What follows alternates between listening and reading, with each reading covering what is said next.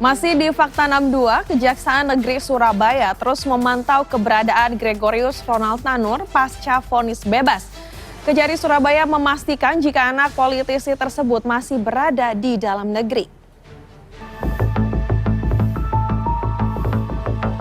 Kejaksaan Negeri Surabaya memantau keberadaan Gregorius Ronald Tanur, terdakwa pembunuhan dan penganiayaan kekasihnya Dini Sera Afrianti, yang divonis bebas Majelis Hakim Pengadilan Negeri Surabaya Rabu lalu. Terdakwa dinyatakan bebas dari penahanan di rumah tahanan pada 24 Juli 2024 atau malam hari setelah Hakim Erin Tuah Damanik memutus bebas terdakwa. Permintaan pencekalan baru bisa dilakukan setelah upaya hukum kasasi telah dilakukan. Meski begitu, pihak Kejari memastikan jika terdakwa masih berada di dalam negeri.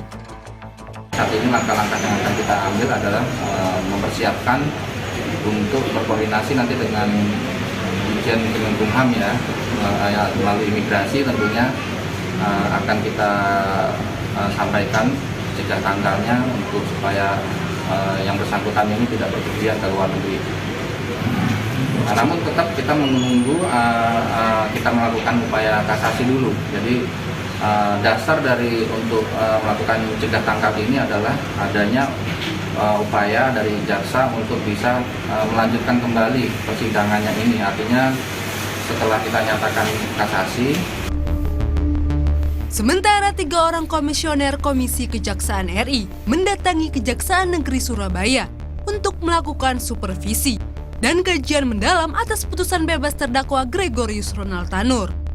Pihak Komisi Kejaksaan akan melakukan kajian mendalam berbagai aspek guna mendukung dan melakukan pendampingan kepada pihak kejaksaan terkait memori kasasi yang kini dalam proses penyusunan oleh Kejari Surabaya. Tidak ada, Mas, kita temukan apapun itu, ya. Bukti formil, bukti material sudah mereka laksanakan semuanya. Tuntutan juga mereka lakukan. Tadi kita ekspos dengan teman-teman semuanya.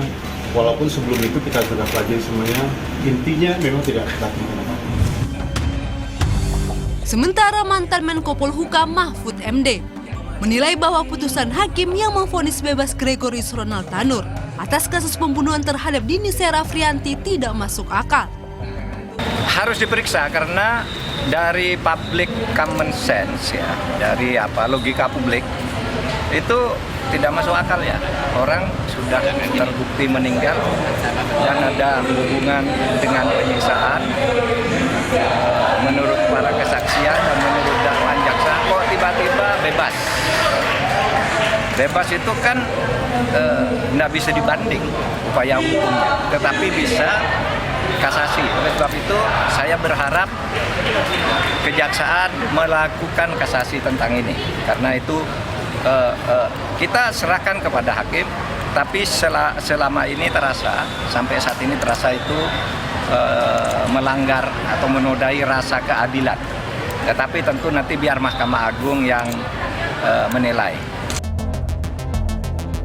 Sementara usai pulang meminta bantuan Komisi 3 DPR RI, keluarga almarhumah Dini berharap kasus ini segera selesai dan Ronald diberikan hukuman seberat-beratnya. Tanggapan Bapak, emang sepertinya begitu?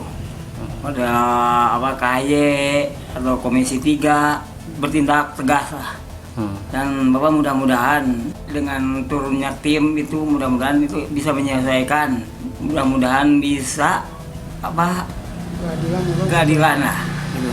Jangan sampai dihukum dituntut 12 tahun, kenyataannya itu bebas kan nggak masuk di akal gitu. Orang bodoh juga nggak masuk di akal, apalagi orang-orang pintar itu nggak masuk di akal lah. Sejumlah bukti sudah tersaji, tapi Hakim Erin Tuah Damanik justru memutus Ronald Tanur tidak terbukti bersalah. Kini sejumlah pihak sudah bersuara atas vonis hakim yang dirasa janggal. Waktunya jaga konsistensi kawal kasus Dini, agar upaya mencari keadilan tak kalah. Tim Liputan melaporkan untuk NET.